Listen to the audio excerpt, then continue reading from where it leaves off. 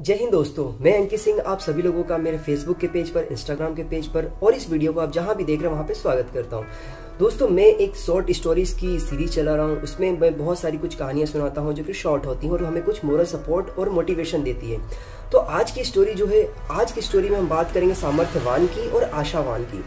तो बात यह है कि एक देश है, उस देश में दो राज्य होते हैं। वे दोनों राज्य जो होते हैं आपस में बहुत ज्यादा एक दूसरे का वैचारिक मतभेद होता है और एक दूसरे से लड़ते रहते हैं।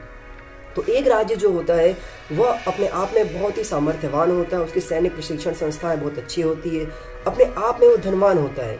और दूसरा राज्य जो होता है उसकी सैनिक प्रशिक्षण संस्थाएं कमजोर होती है और उनके पास संपत्ति भी नहीं होता इतना कि वो इतना उसके साथ कम्पीट कर पाए।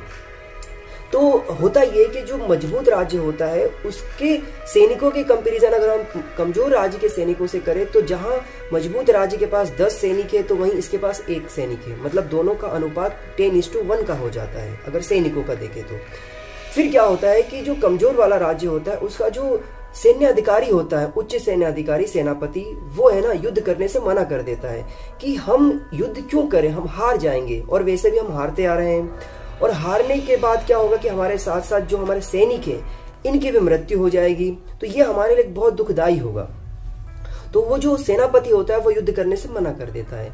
तो जो राजा होता है वह ये नहीं चाहता है कि हम बिना लड़े हार जाएं, लेकिन जो सेनापति होता है, जो उच्च अधिकारी होता है, वही मना कर देता है। तो फिर क्या हो, तो जो राजा होता है वह एक फकीर के पास जाता है और फकीर से बोलता है कि हे फकीर, आप हमारे जो सेना है उसका नेतृत्व करिए, क्योंकि उसके सेना में कोई भी उस सेना का नेतृत्व नहीं करना चाहता है। तो फकीर के पास जाता है और फकीर राजी हो जाता है। और जब फकीर राजी हो जाता है तो बोलता है कि वैसे भी जो हमारी सेना है वो तो हारने वाली है और हारने के लिए वो रेडी है। तो वो क्या करता है, वो रेडी हो जाता है और अपनी सेना को लेके युद्ध में चला जाता है। और जब वो युद्ध में लेके जाता है तो बीच में एक मंदिर आता है।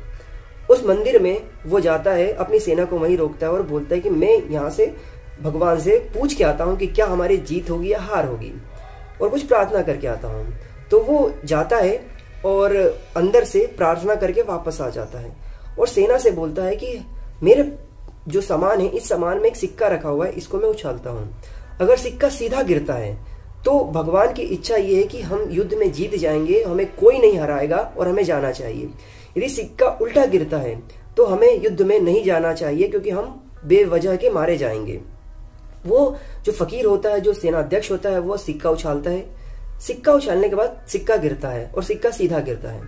तो जो वहां पे सेना के जो भी सेना होते हैं उस सेना में जोश आ जाता है और वो जोश जगा देता है कि भगवान की इच्छा यही है कि हम युद्ध करने जाए और युद्ध में हमारी विजय होगी, क्योंकि यहाँ पर भगवान की इच्छा है।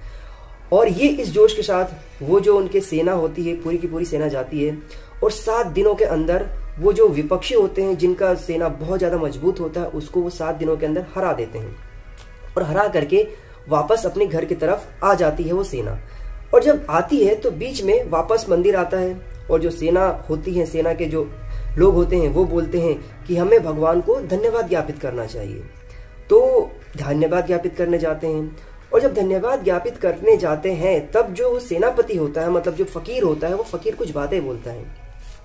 फकीर बोलता है कि यहाँ पर जो सिक्का है, फिर से सिक्के को देखो। सिक्का निकाल के वो देता है। तो सिक्का जब निकाल के दिया जाता है तो सिक्का में दोनों साइड एक ही संकेत होता है, मतलब एक ही चिन्ह होता है, चाहे वो उल्टा गिरे या सीधा गिरे, दोनों तरफ से एक ही साइन बनने वाले थे।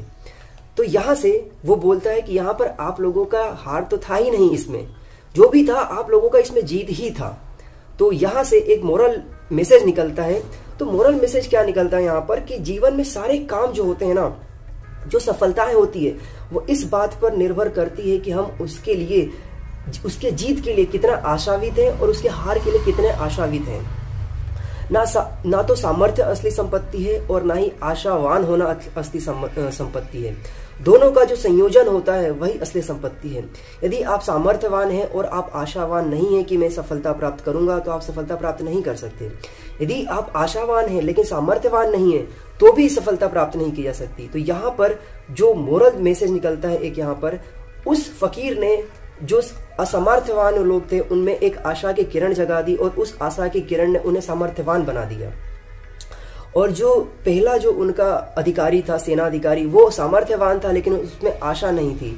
तो उसके सामर्थ्यवान होने के बाद भी उसके आशावान ना होने के कारण ही उसे सफलता प्राप्त नहीं हुई। तो मेरा कहने का तात्पर्य इस मोरल स्टोरी से ये है कि आपके पास कितने भी सामर्थ्यता क्यों ना हो, आप आशावान बने रहिए। और आपके पास आशावान हैं तो सामर्थ्यता भी बहुत जरूरी है। मेरे बैकग्राउंड में लाइट नहीं है क्योंकि भोपाल में लाइट जा चुकी है, तो मैंने सोचा कि कुछ आप लोगों के साथ कुछ चर्चाएं करते हैं, कुछ विषयों पर बात करते हैं। तो ये एक वीडियो है जो कि मैंने आप लोगों को मैसेज देने की कोशिश करी। आप लोगों को वीडियो अच्छा लगता है अपने दोस्तों के साथ शेयर करिए। और भी कुछ प्रकार की और भी कुछ जानकारी मुझे रहेगी, मैं आप लोगों के साथ साझा करता रहूँगा। अपना ख्याल रखिए, अपने घर वालों का ख्याल रखिए। Have a good day. जय हिंद, जय भारत।